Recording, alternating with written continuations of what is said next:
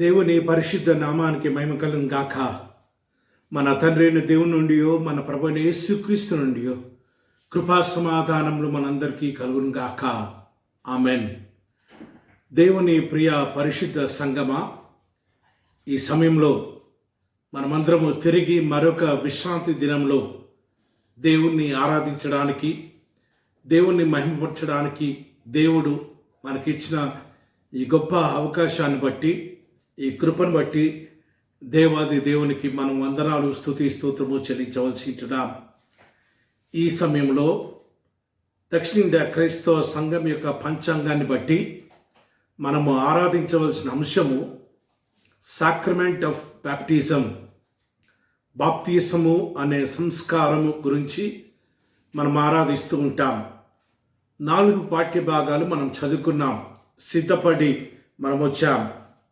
మొదటిగా నిర్గమాకాండము 14వ అధ్యాయము 15వ వచనం నుంచి 31వ వచనం వరకు మనం చదువుకున్నాం. దావీదు మహారాజు రచించిన కీర్తనలు 32వ సంకీర్తన మనం చదువుకున్నాం.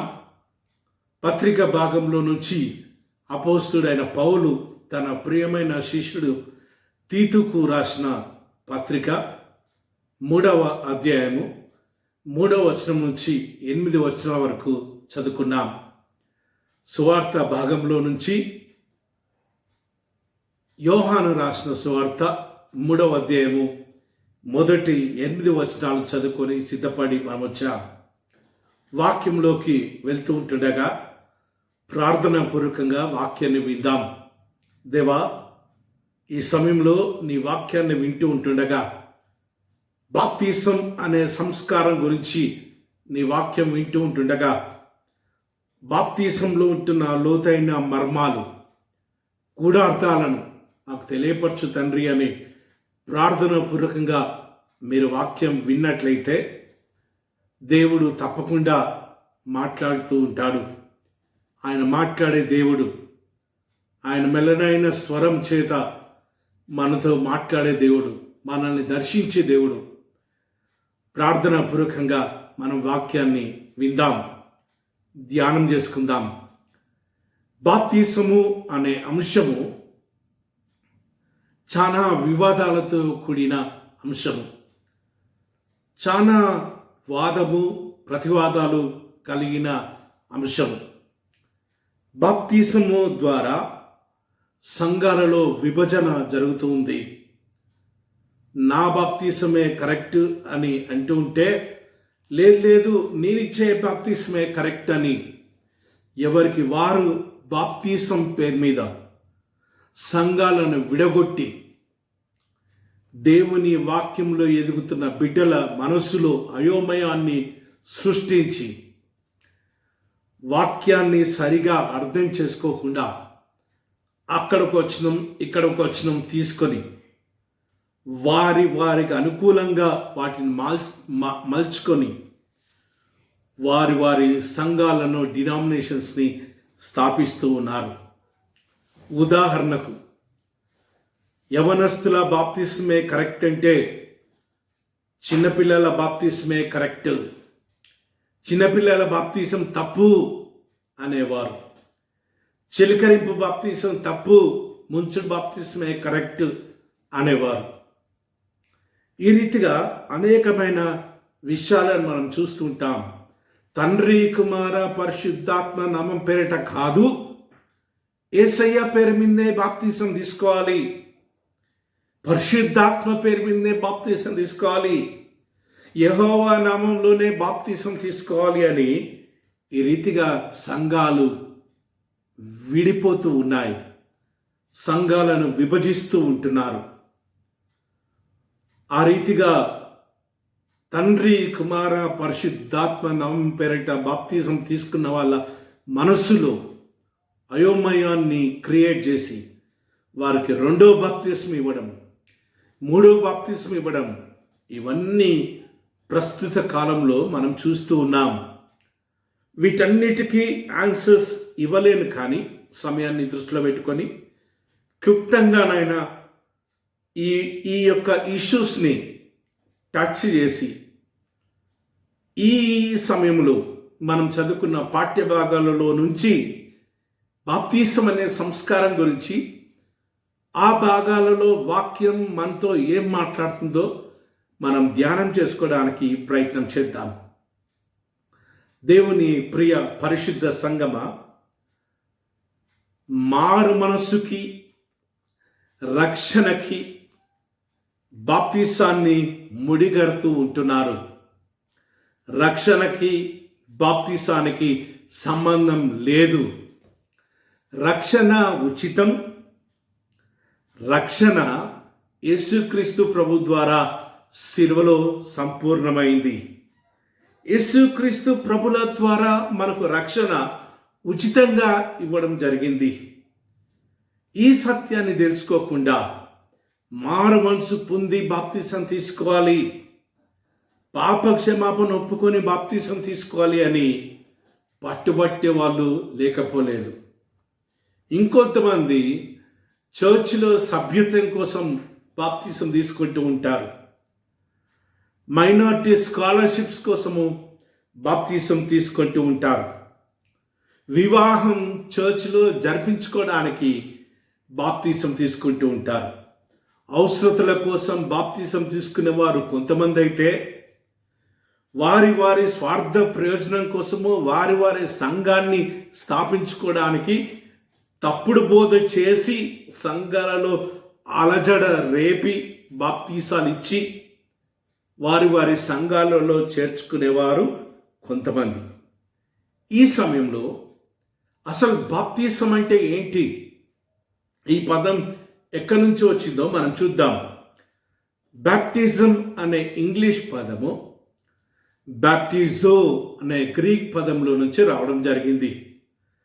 బ్యాప్టిజో అనే గ్రీక్ పదానికి తెలుగులో అర్థం ఏంటిదంటే కడగబడుట, శుభ్రం చేసుకొనుట, శుద్ధి చేసుకొనుట, చేతులు కడుక్కొనుట అంటే బ్యాప్టిజం అనే పదమే మనము గ్రీక్ భాషలో వాడుతూ ఉంటారు. ఇంకొంచెం లోతుగా మనం అర్థం చేసుకోవడానికి ప్రయత్నం చేద్దాం. మార్కు సువార్త 7వ అధ్యాయము 2వ వచనం నుంచి 4వ వచనాల వరకు మనం చదువుకుందాం. మార్కు సువార్త 7వ అధ్యాయము 2వ వచనం మొదటి నుంచి చదువుతా. యెరూషలేము నుండి వచ్చిన పరిసయ్యులను శాస్త్రులలో కొందరును ఆయన యొద్దకు కూడి వచ్చి, ఆయన శిష్యులలో కొందరు అపవిత్రమైన చేతులతో అనగా కడగని చేతులతో భోజనం చేయుట చూచిరి. పరిసయ్యులను యూదులందరినూ పెద్దల పారంపర్యాచారంను బట్టి చేతులు కడుక్కుంటేనే గాని అనే పదము గ్రీక్లో చూసినట్టయితే బ్యాప్టిజో అనే పదము అక్కడ వాడడం జరిగింది. చేతులు కడుక్కుంటేనే కానీ భోజనం చేయరు, మరియు వారు సంత నుండి వచ్చినప్పుడు నీళ్లు చల్లుకుంటేనే గాని అనే పదాన్ని గ్రీక్ భాషలో చూసినట్టయితే బ్యాప్టిజో అనే పదము వాడడం జరిగింది.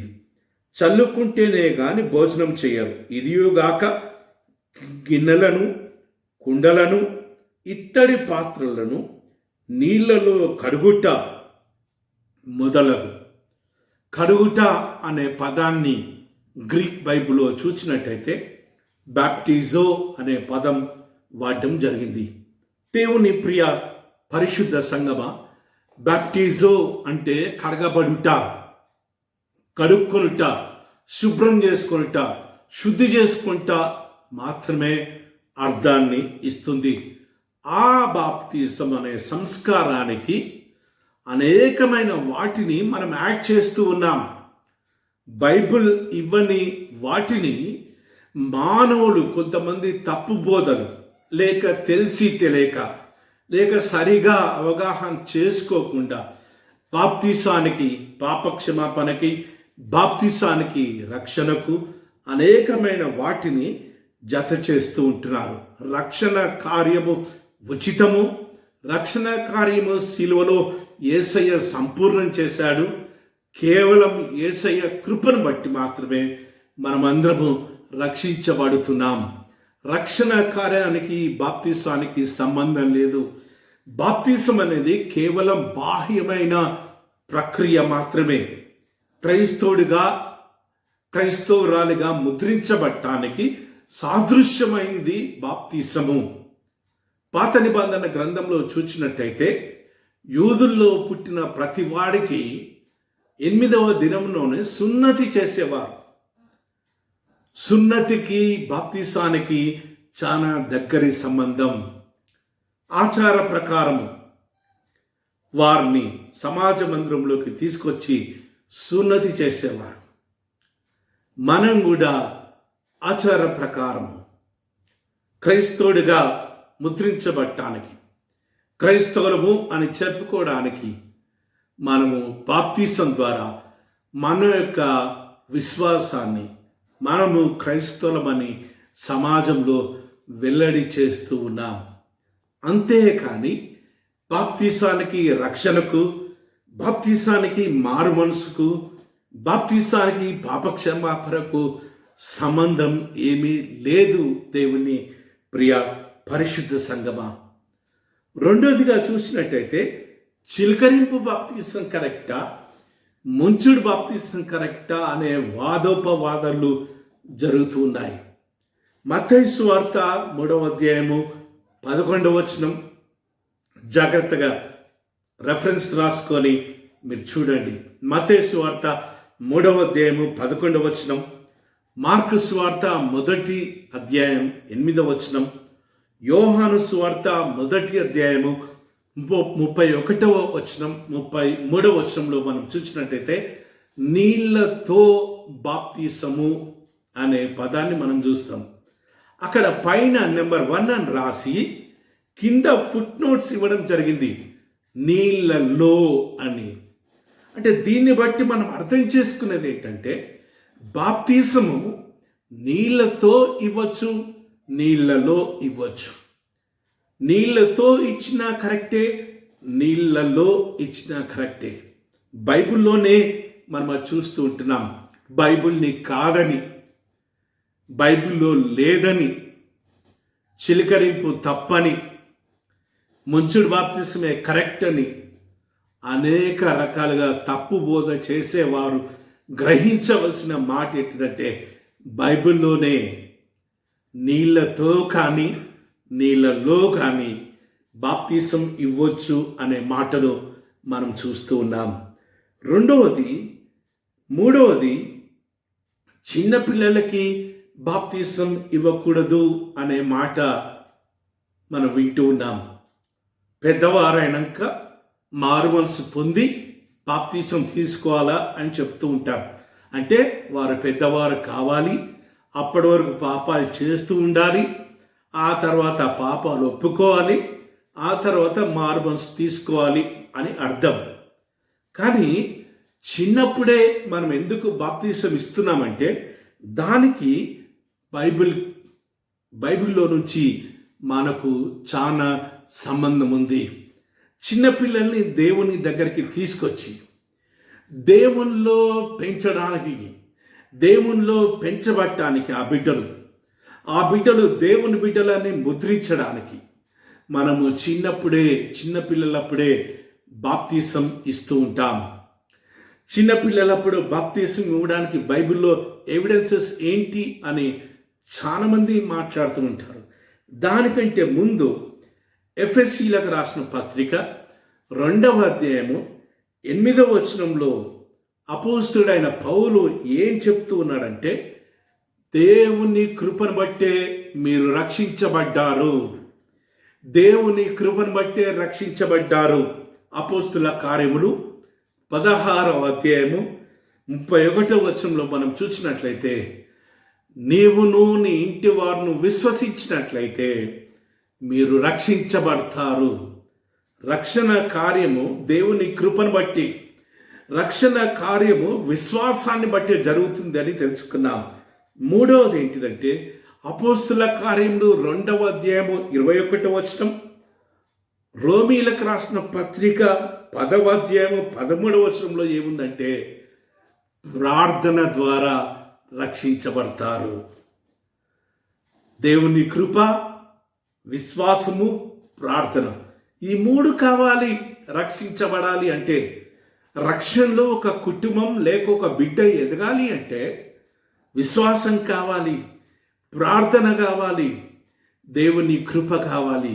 ఇవి లేనిదే ఎవరు కూడా రక్షణ కార్యంలోకి రారు.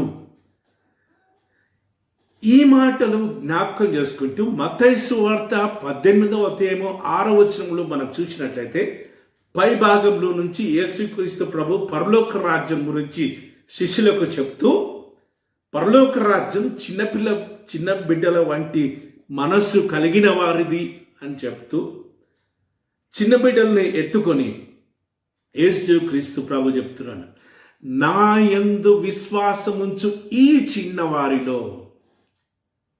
యేసయ్య మాటను కాదని ఎవరైనా వ్యాజ్యమాడగలుగుతారా?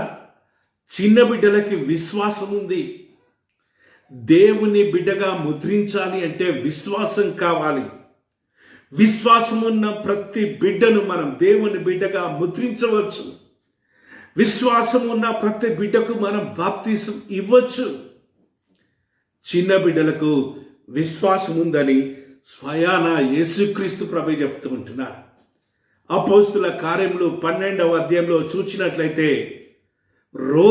చిన్న బిడ్డ రోదే యొక్క విశ్వాసాన్ని మనం చూస్తున్నాం. తలుపు కొట్టింది ఎవరు అంటే పౌలు, అపోస్తుడైన పౌలు అని ఆ బిడ్డ చెప్పిన సాక్ష్యం మనందరికీ తెలుసు. రాజుల గ్రంథం, మొదటి రాజుల గ్రంథం 5వ అధ్యాయంలో మనం చూసినట్లయితే ఇశ్రాయేలు చిన్నది నయమానుకున్న కుష్టి వ్యాధి ఏ రీతిగా వెళ్తూ ఉందో, ఇశ్రాయేలు చిన్నది నయమాను భార్యకు చెప్తున్న సంగతి మనం చూస్తూ ఉంటున్నాం. విశ్వాసం, చిన్న బిడ్డలకున్న విశ్వాసం మనకు లేదు. బాప్తిసం తీసుకోవడానికి కావాల్సింది విశ్వాసం మాత్రమే. దేవుని బిడ్డగా ముద్రించబడటానికి కావాల్సింది విశ్వాసం మాత్రమే. ఆ విశ్వాసం చిన్న బిడ్డల్లో ఉంది కాబట్టి చిన్న బిడ్డలకు మనం బాప్తిసం ఇస్తూ ఉంటాం. అది తప్పు కాదు. దేవుని ప్రియ పరిశుద్ధ సంగమ, యోవేలు గ్రంథము 2వ అధ్యాయము ఈ ఒక్క వచనం చూసి మనం ముందుకు పోదాం. యోవేలు గ్రంథం 2వ అధ్యాయము 16వ వచనం, వ్రత దినము నియమించి ప్రకటన చేయుడి, జనులను సమకూర్చుడి, సమాజ కూటమును ప్రతిష్ఠించుడి, పెద్దలను పిలువనంపుడి, చిన్నవారిని స్తన్యపానము చేయు బిడ్డలను తోడుకొని రండి. చిన్నవారిని స్తన్యపానము చేయు చిన్న బిడ్డలను తోడుకొని రండి. దేవుని సన్నిధానంలోకి వారిని తోడుకొని రండి అని ప్రవక్త ప్రవచిస్తూ ఉంటుంటే, యేసయ్య చిన్న బిడ్డలో విశ్వాసం ఉంది అని యేసయ్య సాక్ష్యం ఇస్తూ ఉంటుంటే, మానవులమైన మనము చిన్న బిడ్డల్ని దేవునికి ప్రతిష్ఠించకుండా, దేవుని సన్నిధానంలో బాప్తిసం ఇప్పించకుండా అడ్డుపడుతూ ఉంటున్నాం. చిన్న బిడ్డలకి బాప్తిసం ఇవ్వడం ద్వారా తల్లిదండ్రుల మీద పెద్ద బాధ్యత పెడుతూ ఉన్నాం. ఏంటిది అంటే ఆ బిడ్డను దైవ సన్నిధానంలో పెంచాలి అని. ఆ తల్లి తండ్రి దైవ సన్నిధానంలో పెంచుతుర్రా లేదా అని సంఘంలో నుంచి 2 దేవ తల్లిదండ్రులకు బాధ్యతలు ఇస్తాం. ఆ తల్లిదండ్రులు ఆ బిడ్డను సరైన స్థితిలో పెంచుతున్నారా లేరా గమనించి వారికి బుద్ధి చెప్పండి అని. ఇన్ని ప్రక్రియలున్నాయి చిన్న బిడ్డల బాప్తిసం యొక్క ప్రక్రియలో. వాదోపవాదనలకు పోయి మనము పంతాలు పగ్గాలు నెగ్గించుకోవడానికి సంఘాన్ని విభజిస్తూ ఉంటున్నాం. దేవుని ప్రియ పరిశుద్ధ సంగమా, ఇంకొకటి 4వ విషయం ఏంటిదంటే, తండ్రి కుమార పరిశుద్ధాత్మ నామం పేరిట బాప్తిసం కాదు, యేసయ్య పేరిట బాప్తిసం తీసుకోవాలి. లేదు యేసయ్య పేరు మీద కాదు, పరిశుద్ధాత్మ పేరు మీదనే బాప్తిసం తీసుకోవాలి. లేదు పరిశుద్ధాత్మ పేరు మీద కూడా కాదు, దేవుని పేరు మీదనే, యెహోవా దేవుడి పేరు మీదనే బాప్తిసం తీసుకోవాలని పరిశుద్ధాత్మ దేవుణ్ణి విడగొట్టి పరిశుద్ధాత్మ దేవుణ్ణి విభజించే బోధకులను మనం చూస్తూ ఉంటున్నాం. యేసయ్య చెప్పిన మాటలు మర్చిపోయి మన కోసం, మన స్వార్థ ప్రయోజనాల కోసము, మన సంఘాన్ని స్థాపించుకోవడానికి, మన పేరు పెద్ద చేసుకోవడానికి అనేకమైన వాదనలోకి మనం వెళ్తూ ఉంటున్నాం. అపోస్తుడైన పౌలు కొరింథీయులకు రాసిన మొదటి పత్రిక 1వ అధ్యాయము 2వ వచనం చూద్దాం. 12వ వచనం. అపోస్తుడైన పౌలు కొరింథీయులకు రాసిన మొదటి పత్రిక 1వ అధ్యాయం 12వ వచనం. మీలో ఒకడు నేను పౌరువాడని, నేను అపోలో వాడనని, నేను కైఫా వాడనని, నేను క్రీస్తు వాడనని ఎందుకు సంఘాన్ని విభజిస్తూ ఉన్నారు? క్రీస్తును ఎందుకు విభజిస్తూ ఉన్నారు? పౌలు మీకోసం రక్తం కార్చిందా? అపోలో మీకోసం సిలువలో చనిపోయిందా అని పౌలు కొరింథీ సంఘాన్ని మందలిస్తున్న మాటను మనం చూస్తూ ఉంటున్నాం. పరిశుద్ధాత్మ త్రియేక దేవుణ్ణి విభజించకండి, త్రియేక దేవుణ్ణి విభజించకండి. వారిలో ఉన్న ఐక్యతను విభజించకండి. వారిలో ఉన్న ఐక్యత మనం కూడా అలాంటి ఐక్యత కలిగి ఉండాలి. అందుకే స్వయాన యేసుక్రీస్తు ప్రభు మత్తయి సువార్త 19వ అధ్యాయంలో చెప్పిన మాట ఏంటిదంటే, సర్వ సృష్టికి వెళ్ళి సమస్త జనులను శిష్యులుగా చేయండి. తండ్రి యొక్కయు, కుమారుని యొక్కయు, పరిశుద్ధాత్మ యొక్క నామంలోకి బాప్తిసం ఇప్పించండి. యేసయ్య చెప్పిన మాటలు తప్పని, యేసయ్య చెప్పిన మాటలు తప్పు. పరిశుద్ధాత్మ పేరు మీదే బాప్తిసం ఇయ్యాలా? యేసయ్య పేరు మీదే బాప్తిసం ఇయ్యాలా? యెహోవా దేవుడి పేరు నేను బాప్తిసం ఇయ్యాలని తప్పుడు బోధకులు తయారయ్యారు. ప్రియ సంగమా, అలాంటి తప్పుడు బోధలు చూసి మోసపోకండి. అంచె దినాలలో మనం ఇవన్నీ వింటూ ఉంటాం. మీ విశ్వాసాన్ని కాపాడుకోవాలి. వాక్యం మీ ముందుంది, బైబిల్ మీ ముందుంది. బైబిల్ని చదవండి. దేవుడు మాట్లాడే దేవుడు. ఈ వాక్యం చదువుతూ ఉంటే దేవుడు మనతో మాట్లాడుతూ ఉంటాడు. వాక్యంలో ఉంటున్న గూఢార్థాలు, వాక్యం ఉంటున్న సత్యాలను బయలుపరచు తండ్రి అని నువ్వు ప్రార్థన చేస్తే దేవుడు తప్పకుండా నీతో మాట్లాడుతూ ఉంటాడు. ఒక బాప్తీసం కాదు, 2 బాప్తీసాలు తీసుకోవాలా? చిన్నప్పుడు తీసుకోవాలా? పెద్దయినాక తీసుకోవాలా? తండ్రి కుమార పరిశుద్ధాత్మది కాదు. యోహాను బాప్తీసం కరెక్ట్. యెహోవా దేవుడి పేరు మీద బాప్తీసం తీసుకోవాలా? యేసయ్య పేరు మీద బాప్తీసం తీసుకోవాలని 2 బాప్తీసాలు, 3 బాప్తీసాలు ఇచ్చేవారు తయారయ్యారు.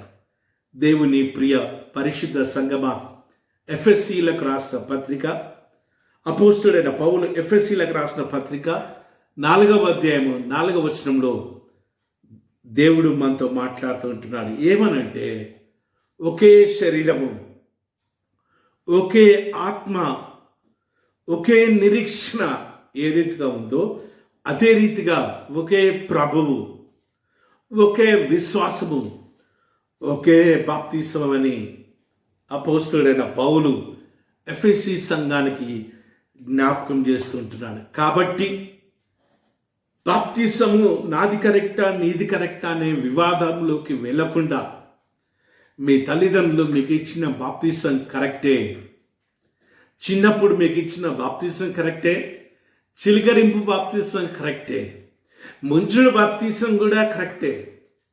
ఒకవేళ చిన్నప్పుడు ఇవ్వకుండా పెద్దైనాక ఇస్తే అది కూడా కరెక్టే. కానీ ఇది తప్పు, ఇది తప్పు అనే వాదనలోకి వెళ్ళి మీ అంతరాత్మలో ఒక పోరాటాన్ని క్రియేట్ చేసి వారి సంఘాలకు దోచుకునే దొంగ బోధకుల మాట వినొద్దు అని ఈ ఉదయకాలము దేవుడు మనతో మాట్లాడుతూ ఉంటున్నాడు. ఈ యొక్క మాటలతో, ఈ ఇంట్రొడక్షన్తో, ఈ వివరణతో ఈ దినం మనం చదువుకున్న పాఠ్య భాగంలోకి మనం వెళ్దాం. ఆ భాగాలలో నుంచి బాప్తిసం అనే సంస్కారానికి సంబంధించిన వాక్యం మనతో ఏం మాట్లాడుతుంది, అక్కడ బాప్తిసం గురించి దేవుడు మనకు ఏమి బయలుపరుస్తున్నాడో మనం చూద్దాం. యోహాను సువార్త 3వ అధ్యాయము 1-8 వచనం మనం చదువుకున్నాం. అక్కడ మనం చూసినట్టయితే యేసుక్రీస్తు ప్రభుల వారికి యూదుల మత అధికారి అయిన నికోదేముకు మధ్య జరుగుతున్న సంభాషణ మనం చూస్తూ ఉంటున్నాం. నికోదేము జూయిష్ కౌన్సిల్కి, సన్హెద్రిన్ మహాసభలో ఒక సభ్యుడు. అంత ఉన్నతమైన పదవిని సంపాదించాడంటే నికోదేము చాలా జ్ఞానవంతుడు. దేవుని వాక్యంలో, ధర్మశాస్త్రంలో పాండిత్యం చేసిన గొప్ప వ్యక్తి. అలాంటి యూదుల అధికారి యేసుక్రీస్తు ప్రభు యొక్క కార్యాలను చాలా క్షుణ్ణంగా అధ్యయనం చేశాడు. చాలా దగ్గర నుంచి చదివాడు. యేసయ్య చేసే అద్భుత కార్యాలు, యేసయ్య చేసే స్వస్థత కార్యాలన్నీ గమనిస్తూ రాత్రి వేళ యేసుక్రీస్తు ప్రభుల వారి దగ్గరికి ఆ యూదుల అధికారి అయిన నికోదేము వచ్చినట్టుగా బైబిల్ గ్రంథంలో చూస్తున్నాం. రాత్రి రావడానికి కారణం ఏంటిదంటే అప్పటికే యేసుక్రీస్తు ప్రభుని యూదులు తిరస్కరిస్తూ ఉంటున్నారు. యూదులు తిరస్కరిస్తున్న యేసుక్రీస్తు ప్రభుని యూదుల అధికారి కలవడానికి రావడము ఆయన పదవికి, వారి యొక్క విశ్వాసానికి ఆటంకంగా ఉంటుందని చెప్పి ఎవరూ చూడకుండా మెట్టుకు ధైర్యం చేసుకుని యేసుక్రీస్తు ప్రభుని కలవాలని యేసయ్య దగ్గరకు వచ్చి బోధకుడా అని సంభవిస్తూ ఉంటున్నాడు. యూదుల మత అధికారి, ధర్మశాస్త్రం అంతా తెలిసిన ఈ పాండిత్యుడు, ఈ యొక్క రీసెర్చ్ స్కాలర్, ఈ యొక్క బోధకుడు యేసుక్రీస్తు ప్రభుల వారిని బోధకుడా అని సంభవిస్తున్న సత్యాన్ని చూసినట్టయితే తను తాను ఎంతో తగ్గించుకొని ఆ మాట మాట్లాడుతున్నట్టుగా మనం చూస్తున్నాం. రెండవది ఏంటిదంటే, దేవుడే నీకు తోడుగా లేనట్లయితే ఈ గొప్ప కార్యాలు ఎవరు చేయలేరు. సో యేసుక్రీస్తు ప్రభుల వారు దేవుని కుమారుడని, దేవుని హస్తము యేసుక్రీస్తు ప్రభుకి తోడుగా ఉందని నికోదేము తెలుసుకొని యేసుక్రీస్తు ప్రభుతో దగ్గరకు వచ్చి యేసుక్రీస్తు ప్రభుతో మాట్లాడుతుంటే యేసయ్య నికోదేముతో మాట్లాడుతూ ఉంటున్నాడు. నికోదేముతో యేసయ్య చెప్పే మాట ఏంటిదంటే, ఒకడు దేవుని రాజ్యంలో ప్రవేశించాలి అంటే నీటి ద్వారాను ఆత్మ ద్వారాను జన్మించకపోతే దేవుని రాజ్యంలో ప్రవేశించలేడు అని యేసయ్య చెప్పిన మాటకు నికోదేము ఆశ్చర్యపడి, అయ్యా, నేను తిరిగి తల్లి గర్భంలో ప్రవేశించి రెండో మారు ఏ రీతిగా జన్మిస్తా?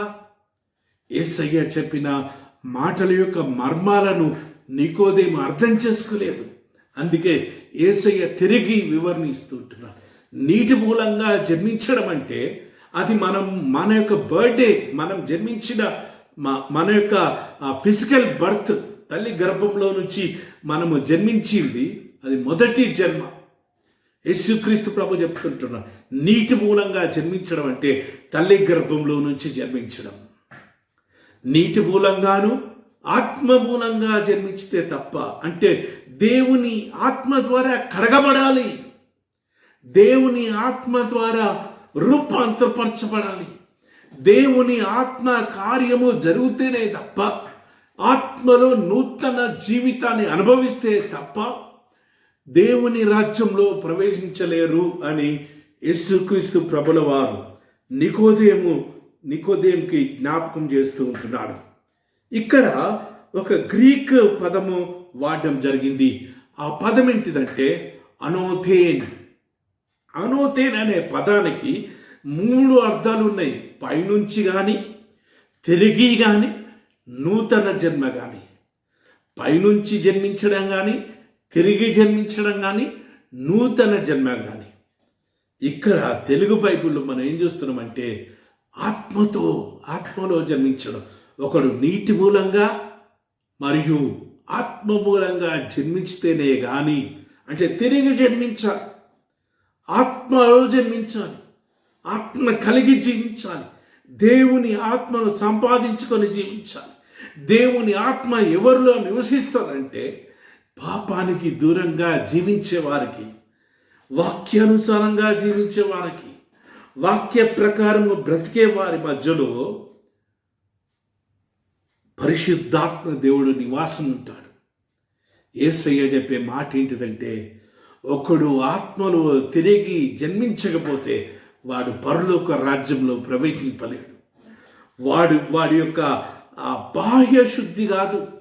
యూదులు బాహ్య శుద్ధికి ప్రాముఖ్యత ఇచ్చేవారు. మనం చూసాం కదా, మార్కు సువార్త 7వ అధ్యాయము 2వ వచనం నుంచి 4వ వచనం వరకు కడుక్కోవడం, ప్రతిదీ కడుక్కునేటోళ్ళు. బయట నుంచి రాగానే ఇంట్లోకి పోయే ముందు కడుక్కునేవారు. వాళ్ళ వస్తువులు కడిగేవారు, చేతులు కడుక్కునేవారు, కాళ్ళని కడుక్కునేవారు, ముఖాన్ని కడుక్కునేవారు. బాహ్య శుద్ధికి ప్రాముఖ్యత ఇచ్చే యూదా సామ్రాజ్యానికి, యూదులకు యేసయ్య చెప్పే మాట ఏంటంటే బాహ్య శుద్ధికి ఎంత ప్రాముఖ్యత ఇస్తున్నారో ఆంతర్య శుద్ధి, హృదయ శుద్ధి కూడా అంతకంటే ప్రాముఖ్యమైంది. హృదయ శుద్ధి కలగడం ద్వారానే మీరు పరలోక రాజ్యానికి వెళ్తారు. హృదయ శుద్ధి కలగాలి అంటే అది కేవలము దేవుని ఆత్మ ద్వారానే జరిగే ప్రక్రియ అని యేసుక్రీస్తు ప్రభుల వారు నికోదేంకి జ్ఞాపకం చేస్తుంటున్నారు. ఈ భాగం ద్వారా మనం తెలుసుకోవాల్సిన సత్యం ఏంటిదంటే, బాప్తిసం అంటే ఆత్మలో జీవించుట, పరిశుద్ధాత్మలో బ్రతుకుట, పరిశుద్ధాత్మలో కడగబడి, పరిశుద్ధాత్మలో రూపాంతరపరచబడి, పరిశుద్ధాత్మలో జీవించుట బాప్తిసం అనే పదము. రెండవ భాగంలోకి మనం వెళ్దాం. రెండవ భాగంలోకి అపోస్తుడైన పౌలు తీతుకు రాసిన పత్రిక 3వ అధ్యాయము 3వ వచనం నుంచి 8వ వచనాల వరకు మనం చదువుకున్నాం. ఈ తీతు గురించి జూన్ 28వ తారీఖు రోజు ఆదివారం సాక్షార్థమైన శిష్యత్వము అనే అంశాన్ని ధ్యానం చేస్తున్నప్పుడు ఈ తీతు పత్రిక గురించి మనం అక్కడ ధ్యానం చేశాం. అక్కడ చాలా వివరణ ఇచ్చిన సమయం ఉంటే ఆ భాగాన్ని వినండి. అపోస్తుడైన పౌలు తీతుని క్రేతు అనే పట్టణానికి, దీవికి పంపిస్తూ ఉంటున్నాడు. ఇక్కడ ఉన్న ప్రజలంతా కూడా చాలా మోసగాళ్ళు, పచ్చి అబద్ధికులు, చాలా విచ్చలవిడి అయిన అక్రమ లైంగిక జీవితాన్ని జీవిస్తూ, మోసకరంగా జీవిస్తూ, విగ్రహారాధన చేస్తూ బ్రతుకుతూ ఉన్నారు. దేవుని సంఘంలో కూడా ఇలాంటివి వచ్చి పరిశుద్ధ సంఘాన్ని మరి చిన్నభిన్నం చేస్తున్న సత్యాన్ని అపోస్తుడైన పౌలు విని, నువ్వు క్రీతు అనే ద్వీపానికి వెళ్ళి క్రీతుని కడుగు, యేసు రక్తంలో శుభ్రపరచు అని అపోస్తుడైన పౌలు తీతుని అక్కడికి పంపించి సంఘాన్ని శుభ్రపరచు, సంఘ పెద్దల్ని ఎన్నుకో, వాక్యాన్ని బోధించు అని పంపించినప్పుడు అపోస్తుడైన పౌలు మాట విని తీతు క్రేతు అనే ద్వీపానికి వచ్చి అక్కడ వాక్యాన్ని బోధిస్తూ ఉంటున్నాడు. ఆయన బోధించిన వాక్యంలో 3వ అధ్యాయము 3వ వచనం నుంచి 8వ వచనాల వరకు మనం చదువుకుందాం. చూద్దాం. 3వ వచనం నుంచి చదువుకుందాం. ఎందుకనగా మనము కూడా మునుపు అవివేకులమును, అవిధేయులను, మోసపోయిన వారమును, నానా విధములైన దురాశలకును, భోగములకును దూరస్తులమై ఉండి దుష్టత్వమందును, అసూయ అందును కాలం గడుపుచు అసహ్యులమై ఒకరినొకడు ద్వేషించుచు ఉంటిమి. అపోస్తుడైన పౌలు ద్వారా తీతు పంపించబడ్డాడు కాబట్టి అపోస్తుడైన పౌలు యొక్క బోధనే తీతు కూడా చెప్తున్నాడు. ఏమనంటే, ఒకప్పుడు మనమందరం కూడా దూరస్తులం, ఒకప్పుడు పాపం చేత జీవించేవారం, విచ్చలవిడి బ్రతికాం. కానీ యేసయ్య శిలువలో చనిపోవడం ద్వారా, యేసు రక్తంలో కడబడ్డం ద్వారా, యేసుక్రీస్తు ప్రభుని అంగీకరించడం ద్వారా, యేసుక్రీస్తు ప్రభు యందు విశ్వాసించడం ద్వారా ఆయన కుమారులుగా ముద్రించబడ్డామని తీతు అక్కడున్న క్రేతు సంఘానికి వాక్యాన్ని బోధిస్తూ ఉంటున్నాడు. మన రక్షకుడైన దేవుని యొక్క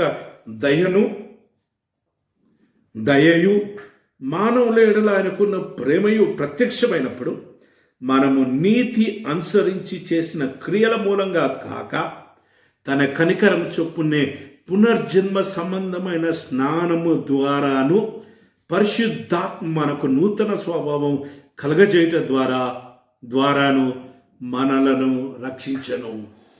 మనం ఏ రీతిగా రక్షించబడ్డామో అపోస్తుడైన పౌలు ద్వారా తీతు జ్ఞాపకం చేస్తూ ఉంటున్నాడు. ఏ రీతిగా రక్షించబడ్డాం?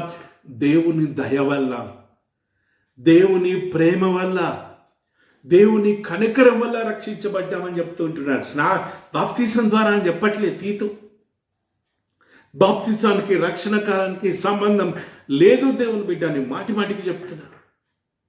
దీన్ని లింక్ కట్టి కొంతమంది వారి యొక్క స్వలాభాన్ని క్యాప్చర్ చేసుకుంటూ ఉంటున్నారు. మనం రక్షించబడ్డామంటే దేవుని కృప, మన నీతి కార్యాలు కూడా కాదు అని చెప్తుంటున్నాడు. నీ కార్యాలు కాదు, నీ ధర్మశాస్త్ర క్రియలు కాదు, నీ నీతి కార్యాలు కాదు, కానీ కేవలం దేవుని ఉచితమైన కృప, దేవుని దయ, దేవుని ప్రేమ మానవుడేలా ఇక చెప్తుంటున్నాడు. దేవుని తన కనికరం చొప్పునే పునర్జన్మ సంబంధమైన స్నానము ద్వారాను, స్నానం అనే పదం చూస్తున్నాం. పునర్జన్మ సంబంధమైన స్నానము. స్నానం అంటే నీళ్ళతో చేసుకునేది.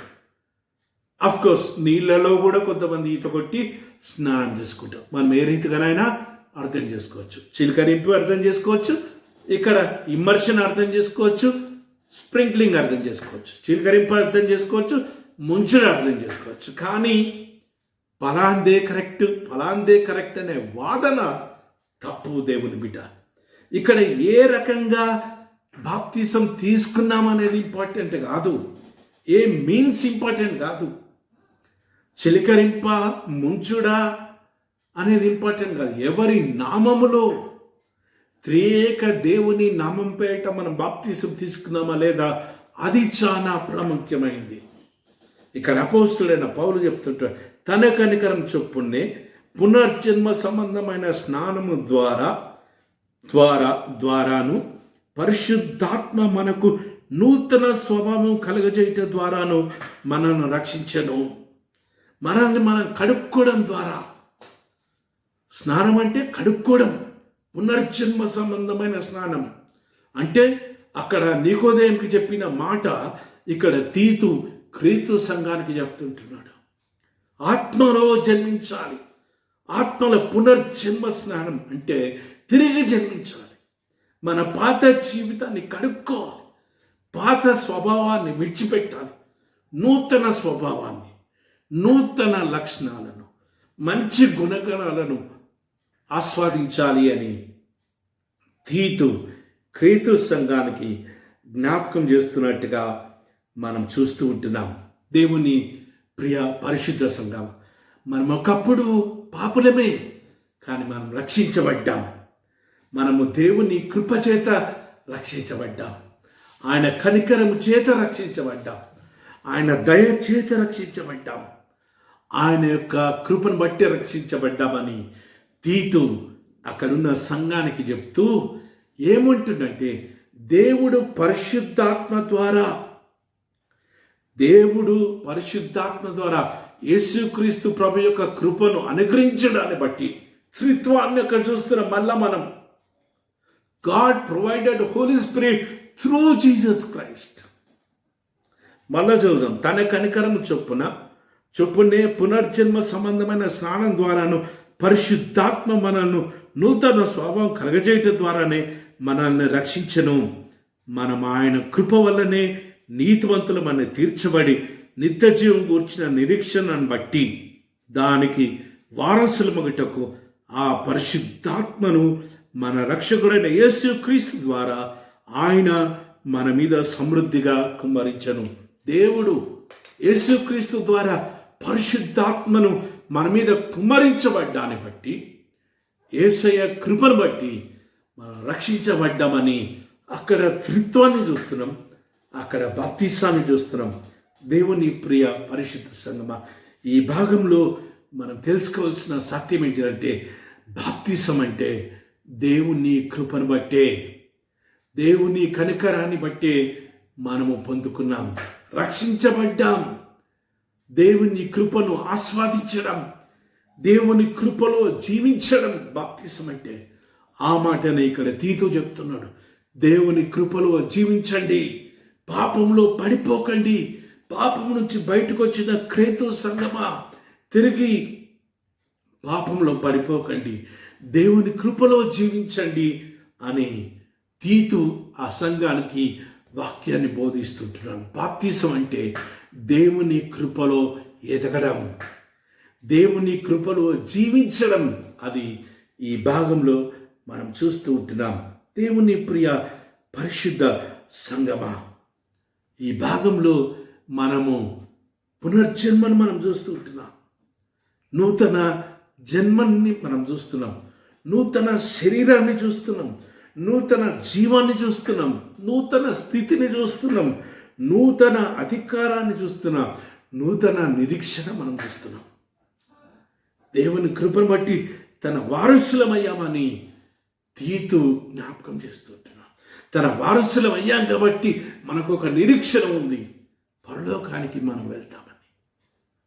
దేవుని ప్రియ పరిశుద్ధ సంగమా, మొదటిగా బాప్తీసం అంటే పరిశుద్ధాత్మను కలిగి జీవించడం, పరిశుద్ధాత్మ ద్వారా కడగబట్టం, పరిశుద్ధాత్మలో జీవించడం. రెండోది బాప్తిజం అంటే యేసయ్య కృపలో జీవించడం, యేసయ్య కృపలో బ్రతకడం, యేసయ్య కృపలో ముందుకు సాగిపోవడం. మూడో భాగంలోకి మనం వెళ్దాం.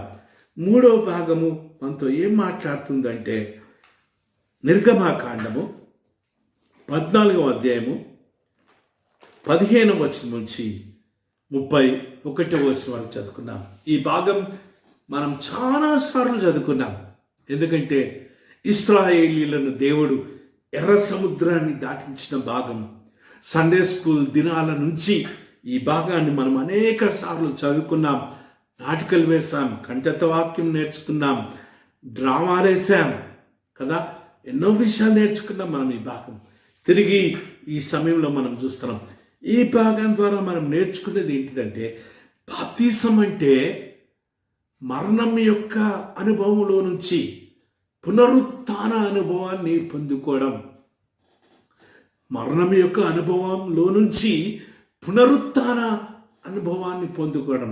ఇశ్రాయేలీయులు ఇక్కడ మరణం యొక్క అనుభవంలో నుంచి పునరుత్థానాన్ని చూశారు.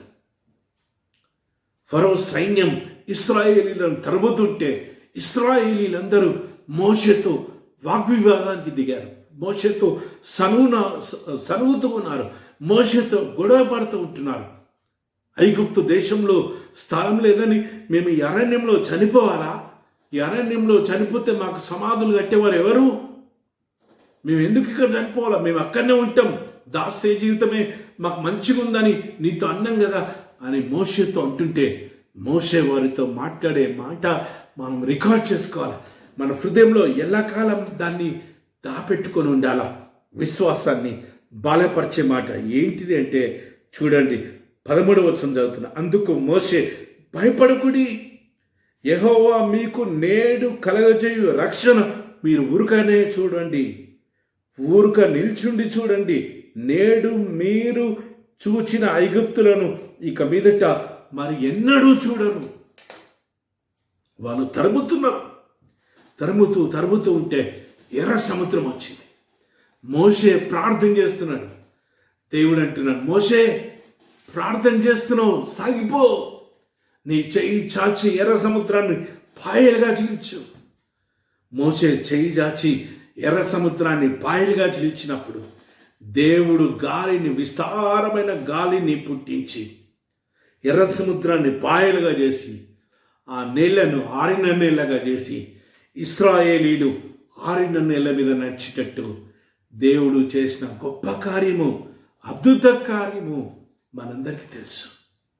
వారు నడుచుకుంటూ ఎర్ర సముద్రంలో వెళ్తుంటే వారి ముందున్న దేవదూత వారి వెనుకలకి రావడం, వారి ముందున్న మేఘస్తంభం వారి వెనుకలకి రావడం.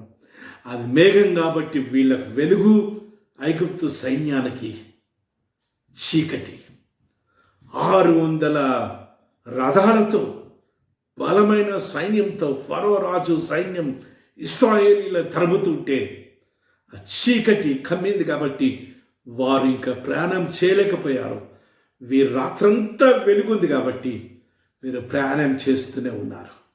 ఎర్ర సముద్రము దాటిన తర్వాత ఆ మేఘస్తంభము వెళ్ళిపోయిన తర్వాత అగ్నిస్తంభం వచ్చి ఆ అగ్నిస్తంభం వారిని ఇబ్బంది పెట్టినందుకు వారు అగ్నిస్తంభాన్ని చూసి రథాలు తోలలేక వారు మాట్లాడుకున్న మాట ఏంటిదంటే, ఇశ్రాయేలీల దేవుడు వారి పక్షాన మనతో యుద్ధం చేస్తున్నాడు కాబట్టి మనం తిరిగి వెళ్దాం. తిరిగి వెళ్ళాలని నిశ్చయించుకున్నప్పుడు వాళ్ళ రథాలన్నీ పడిపోతున్న సమయంలో దేవుడు మోషేకి ఆజ్ఞాపించాడు, చేయి చాచి ఎర్ర సముద్రాన్ని ఒకటి కమ్మాను.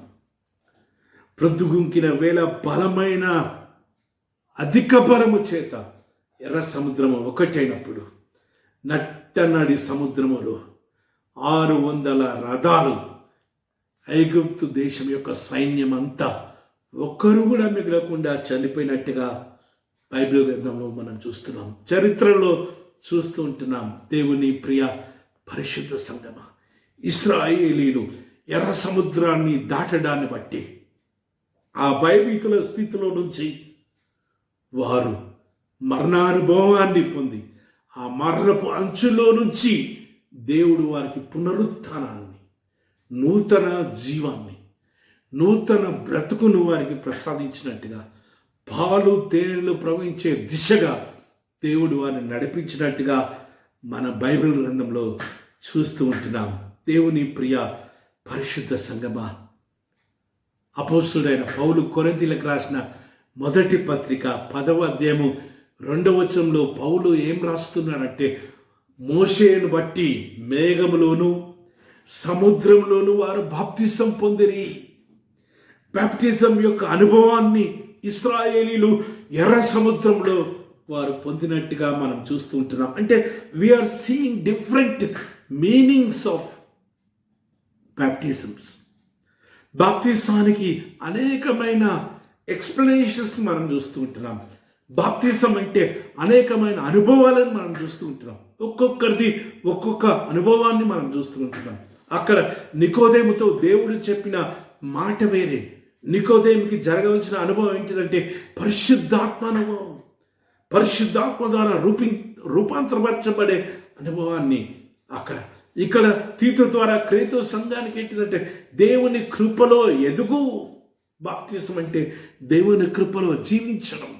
ఇక్కడ ఇశ్రాయేలీలకు బాప్తిజం అంటే మరణపు అనుభవంలో నుంచి పునరుత్థాన అనుభవాన్ని పొందుకోవడం.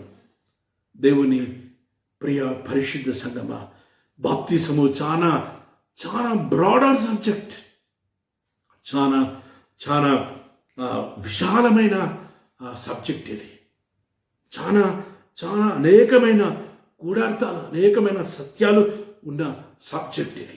యేసుక్రీస్తు ప్రభుతో జబదయ్య కుమారుడు అడుగుతున్నా, అయ్యా నువ్వు మహిమతో తిరిగి నీ రాజ్యంలోకి వచ్చినప్పుడు కుడికి ఒకరిని ఎడమకు ఒకరిని మమ్మల్ని చేర్చుకోమంటే యేసయ్య వాడితో ఏం మాట్లాడంటే, మీరేం అడుగుతున్నారో మీకు తెలియదు.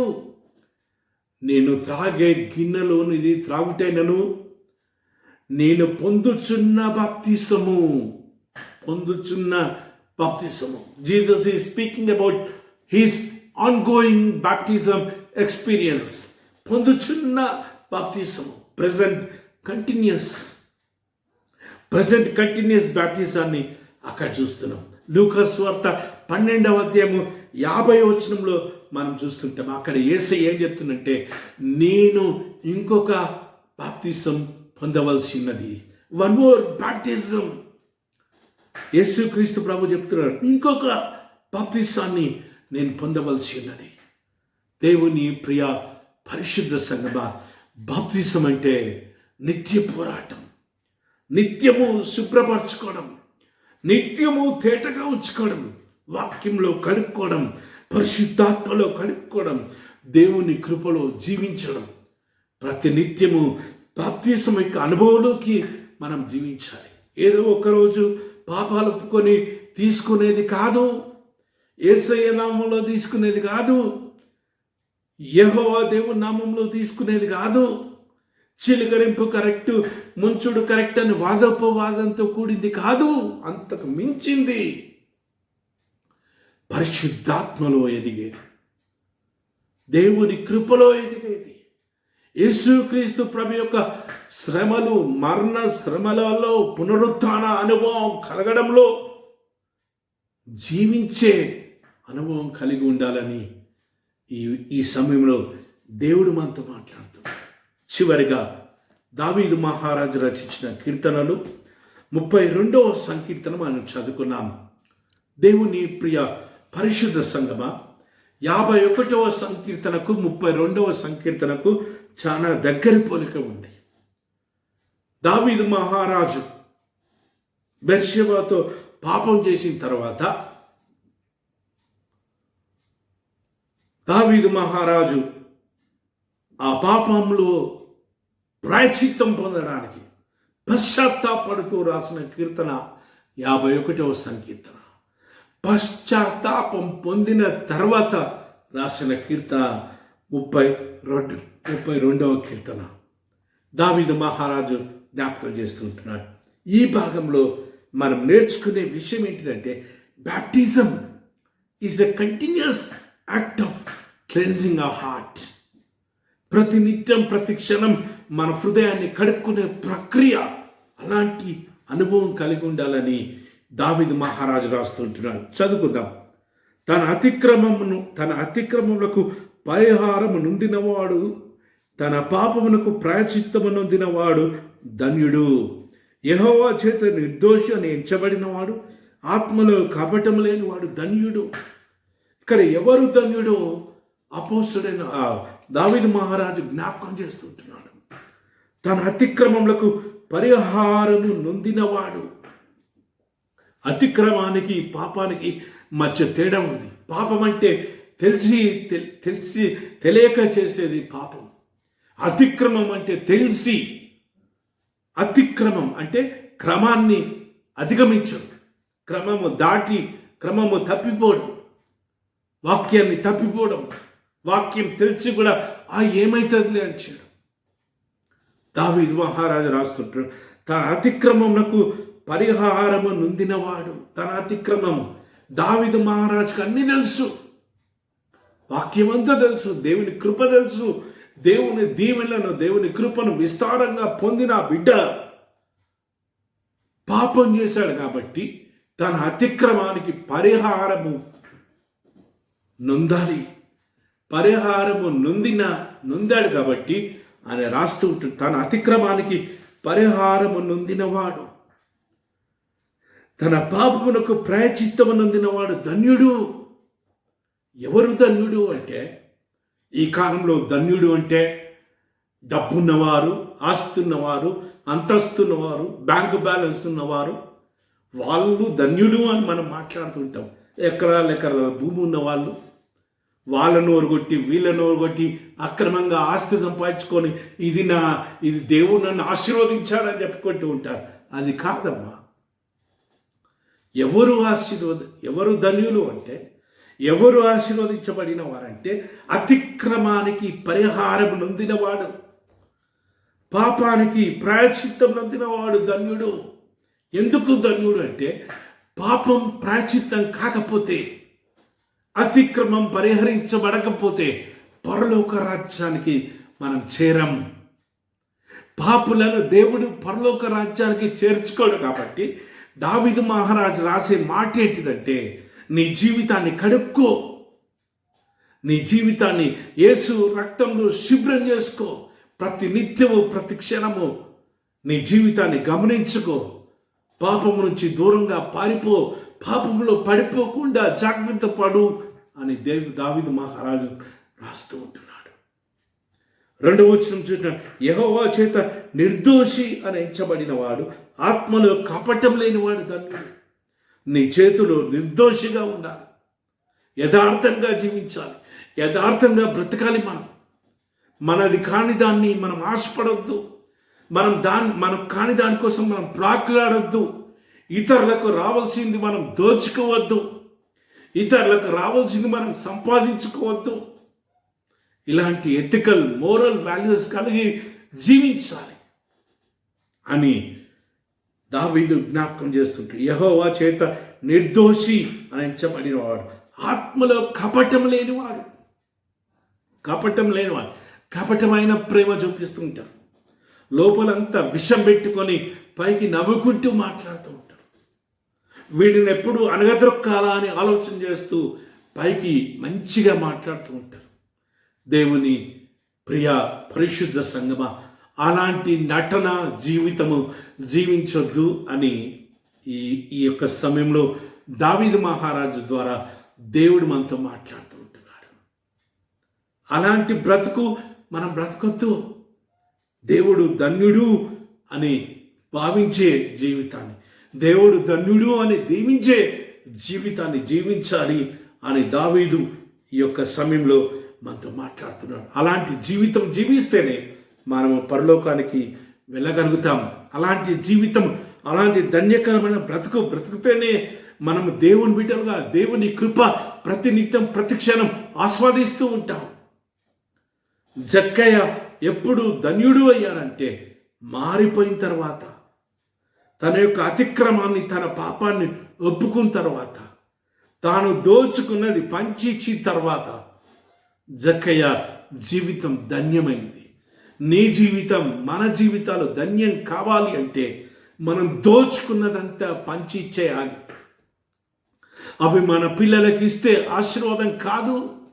నా పిల్లలకి ఇంత ఆస్తి కూడగట్టినా అని నువ్వు అనుకుంటూ ఉండవచ్చు, నువ్వు సంబరపడుతూ ఉండవచ్చు, కానీ అది దీవెన కాదు. అది నీ పిల్లలకు శాపంగా మారుతుంది అని దేవుడు ఈ ఉదయకాలం మాట్లాడుతూ ఉంటున్నాడు. తన అతిక్రమములకు పరిహారం నొందినవాడు, తన పాపమునకు ప్రాయశ్చిత్తం నొందినవాడు ధన్యుడు. దేవుని చేత నిర్దోషి అని ఎంచబడినవాడు, ఆత్మలో కపటం లేనివాడు ధన్యుడు. దేవుడు నీ పాపాన్ని పరిహరించే దిశగా, నీ అతిక్రమాన్ని పరిహరించే దిశగా, దేవుడు క్షమించే దిశగా నువ్వు నడువు అని ఈ ఉదయకాలము దావీదు జ్ఞాపకం చేస్తూ ఉంటున్నాడు. 5వ వచనం చూసినట్టయితే, నా దోషము కప్పుకొనక నీ ఎదుట నా పాపము ఒప్పుకొంటిని, యెహోవా సన్నిధిని నా అతిక్రమంలో ఒప్పుకొందుననుకుంటిని, నీవు నా పాప దోషము పరిహరించి ఉన్నావు. నా పాపాలను కప్పుకోకుండా దావీదు, నాతాను ప్రవక్త వచ్చి దావీదును హెచ్చరించినప్పుడు, దావీదును మందలించినప్పుడు దావీదు గడగడ వణికిపోయి దావీదు చేసిన పాపమంతా దేవుని సన్నిధానంలో పశ్చాత్తాపం పొందాడు. పాపాలను కప్పుకోకుండా నాతాను ప్రవక్త దగ్గర తన తప్పిదాలు ఒప్పుకున్నాడు కాబట్టి దావీదు పాపాన్ని దేవుడు క్షమించినట్టుగా మనం ఇక్కడ చూస్తూ ఉంటున్నాం. నీ ఎదుట నా పాపం ఒప్పుకుంటుని, యెహోవా సన్నిధిని నా అతిక్రమమును ఒప్పుకుందని అనుకుంటుని, నీవు నా పాప దోషము పరిహరించి ఉన్నావు. పాప జీవితాన్ని దేవుడు పరిహరించే దేవుడు. తెలిసి తెలియక చేసిన పాపాలను దేవుడు కడిగే దేవుడు, రూపాంతరపరిచే దేవుడు, మారు మనసు ఇచ్చే దేవుడు, నూతన స్వభావాన్ని ఇచ్చే దేవుడు. దేవుని ప్రియ పరిశుద్ధ సంగమా, నువ్వు తెలిసి తెలియక చేసిన పాపాలను దేవుని సన్నిధానంలో ఒప్పుకో. నువ్వు దొంగతనంగా సంపాదించిన నీ ఆస్తి గురించి దేవుని సన్నిధానంలో ఒప్పుకో. నువ్వు దొంగతనంగా సంపాదించిన వాటన్నిటిని, ఆస్తులు, అంతస్తులు, పదవులు, మెప్పులు, పొగడ్తలు అన్నిటినీ నువ్వు దేవుని సన్నిధానంలో ఒప్పుకో. పరలోకం చేరాలి అంటే ఆయన క్షమిస్తాడు. ఇక మీదట అటువంటి పాపం నుంచి దూరంగా ఉండాలి. 7వ వచనం చూసినట్టయితే, నా దాగు చోట నీవే, శ్రమలలో నుండి నీవు నన్ను రక్షించదవు, విమోచన గానముతో నీవు నన్ను ఆవరించదవు. నా దాగుచోటు నీవే, ఇంకెవరు కూడా క్షమించలేరు, యేసయ్య తప్ప. మన పాపాలు క్షమించే దేవుడు భూలోకంలో ఎవరూ లేరు.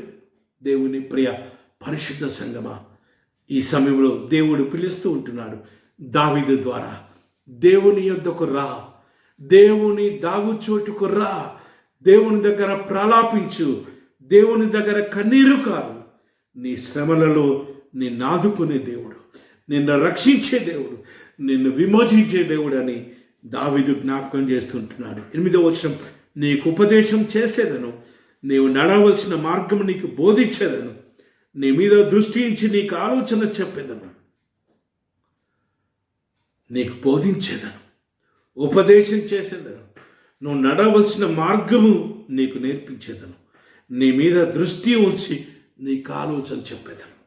ఎప్పుడైతే నీవు నీ జీవితాన్ని దేవునికి సబ్మిట్ చేసుకుంటావో అప్పుడు దేవుడు నీకు తోడుగా ఉంటానని వాగ్దానం చేస్తుంటున్నాడు. అప్పుడు దేవుడు నీతో జీవిస్తానని వాగ్దానం చేస్తూ ఉంటున్నాడు. నీ మీద దృష్టి ఉంచి నువ్వు నడవలసిన మార్గాన్ని బోధిస్తా అని చెప్తుంటాడు. అంతరాత్మ బోధిస్తూ ఉంటుంది, అంతరాత్మ నడిపిస్తూ ఉంటుంది. దేవుని బిడ్డలను అంతరాత్మ సరైన మార్గంలోకే నడిపిస్తూ ఉంటుంది.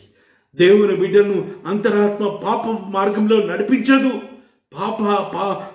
పాపులు నిలబడే స్థానంలో నిలబడనివ్వదు. దేవుని బిడ్డ నీలో అంతరాత్మ ఉన్నట్టయితే, ఆ పరిశుద్ధాత్మ దేవుడు నీలో జీవించినట్టయితే, ఆ పరిశుద్ధాత్మ దేవుడు జీవించినట్టు నీ హృదయాన్ని శుద్ధిగా చేసుకో, నీ హృదయాన్ని కడుక్కో, పరిశుద్ధాత్మతో కడుక్కో, యేసయ్య రక్తంతో కడుక్కో. ఈ సమయంలో దేవుడు మాట్లాడుతూ ఉంటున్నాడు. 10వ వచనం చూడండి. భక్తిహీనులు అనేకులు వేదనలు కలుగుచున్నవి, యెహోవా యందు నమ్మిక ఉంచి వానికి కృప ఆవరించి ఉన్నది. నీతివంతులారా యెహోవాను బట్టి ఉల్లసించుడి, సంతోషించుడి. యథార్థ హృదయులారా మీరందరూ ఆనందగానం చేయుడి. భక్తిహీనులకు అనేకమైన వేదనలు.